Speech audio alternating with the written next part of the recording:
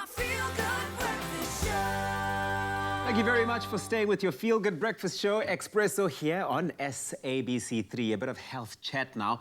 We know that the immune system is a multi-level defense network against potentially harmful bacteria and viruses.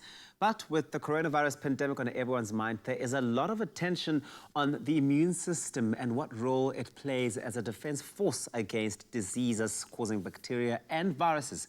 And so we chat to infectious disease specialist Dr. Emil Reid on the importance of having a strong immune system over these very, very difficult times. Dr. Reid, thank you so much for joining us once again. Good morning, Tabiso. How are you?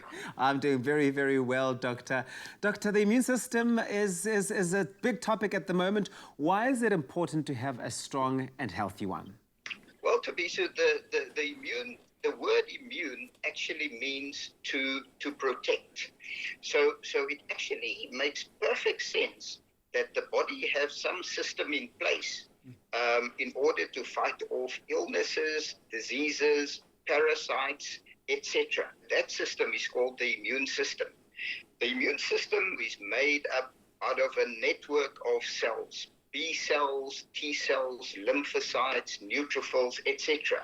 Made up out of a lot of tissue, for instance, bone marrow and also thymus, which actually assist the body to protect itself as well. So therefore, having a strong immune system means less susceptibility to infections, and also for the body to actually be able to fight off infections much quicker. Oh, what a hard-working network, Doctor. Okay, so can having a strong immune system support us in fighting nasty viruses and bacteria, such as the coronavirus, for example? Can it act as a defense system? Exactly. The most important thing is you can just think of a virus or a bacteria getting into the body, and the immune system immediately recognizes this infection, virus or bacteria, as being foreign and completely destroys it. The other component of our immune system has got to do with something called the B cells. And the B cells are responsible for producing antibodies. And what an antibody does, an antibody is part of your memory cells in the body. So if it gets to meet that same virus again at a later stage, it will immediately recognize it and lock it down and destroy it, which means that your body memorizes the infection it had, build up antibodies against it, which means hopefully forever you will be able to prevent yourself from having that infection again. So if we have, if we find that we are getting sick more than once a year, does this mean we have a weak immune system, Doctor? Not really. Well, it might mean that, but on the other side, it might just mean that you are exposed to different viruses or different illnesses that you haven't been exposed before. It depends on density of population. So if you live in a population that is dense and crowded, the chances are more likely that you will be experiencing recurrent infections.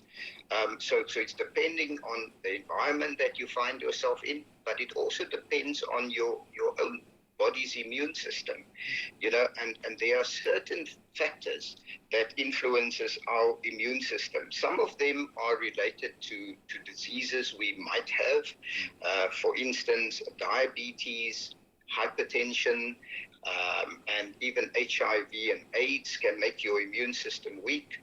And there are also certain congenital, which means abnormalities that you are born with, that actually cause some form of immune deficiency that makes you more susceptible for certain diseases. The other things that can lead to these poor immune function are things like smoking, alcohol abuse, poor sleep quality that can also suppress your immune system, excessive stress, and even malnutrition in certain countries and certain parts of South Africa. And in South Africa also less sun exposure, which actually leads to a decrease in vitamin D, which we all know plays an important part in our immune system.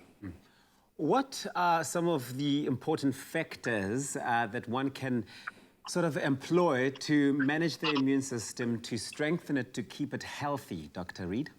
Well, I think the most important one is to get enough sleep.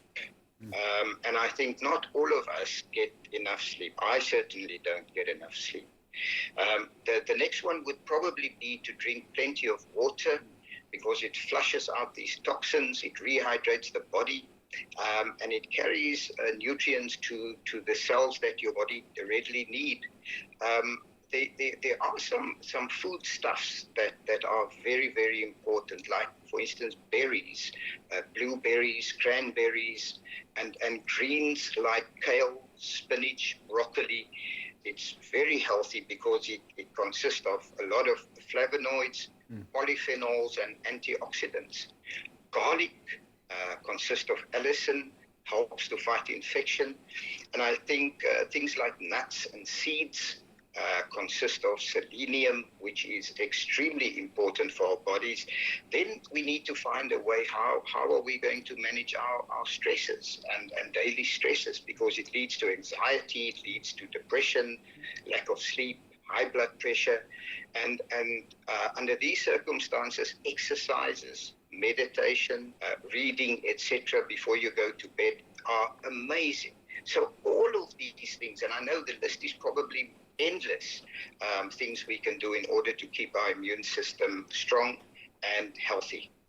It does sound like there is an endless list of things that we can do, and it's actually so easy to keep your immune system strong and healthy. Exactly. Oh, Dr. Emil Reid, thank you once again for making time to chat to us. Always such a joy and such an enlightening experience having chats with you. A huge pleasure, Tabisa. Thank you very much. Of course, Dr. Emil Reid is an infectious disease specialist. Now, with the immune system playing such a vital role, it's very important that we take the right steps in maintaining a healthy and strong immune system. Give it the care that it needs. Now, Immuenza helps to support your immune system, whilst Corenza Para C helps you in fighting off that winter flu. These are your winter cold and flu companions. Looking for immune support? Immuenza and Corenza Para C, your winter cold and flu companions.